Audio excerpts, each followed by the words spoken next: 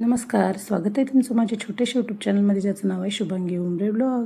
छान अशी नवीन दिवसाची सुरुवात झालेली आहे आणि आज आहे गुरुवार. तर त्यासाठी मी माझ्यासाठी चिप्स वगैरे फ्राय केलेले आहेत आणि शाबूच्या पापड्या देखील थोड्याशा फ्राय केलेल्या आहेत. आणि मिस्टरांना देखील म्हटलं की आता तुम्ही हेच खा, कारण आम्हाला जायचं होतं माझ्या माहेरी माझ्या वडिलांनी दत्त मंदिरामध्ये त्यांची आरती व महाप्रसाद ठेवलेला आहे.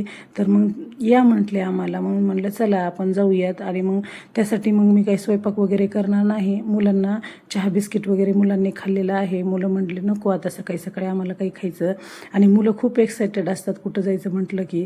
त्यामुळे आता मी छान असे देवासाठी धोंडे वगैरे बनवून घेणार आहे. तिथे प्रसादही होईल आणि देवाला देखील दाखवणं होईल, कारण धोंड्याचा महिना सुरू झाला तसं मी एक वेळेस देखील धोंडे बनवलेले नाहीत.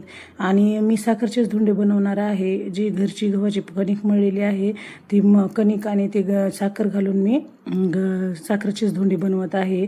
51 धोंडे मी बनवून घेतलेले आहेत.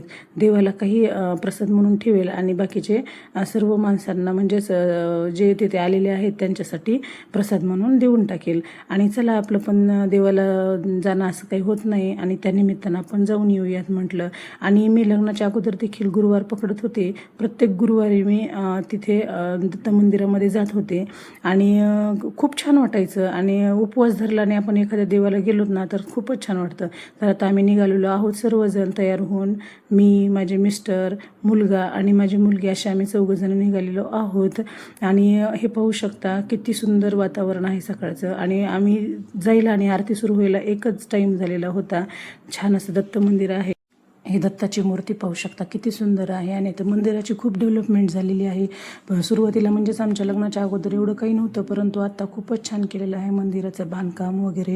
आणि डोंगरावर आहे हे मंदिर. आमच्याकडे दत्ताचा माळ असं म्हटलं जातं.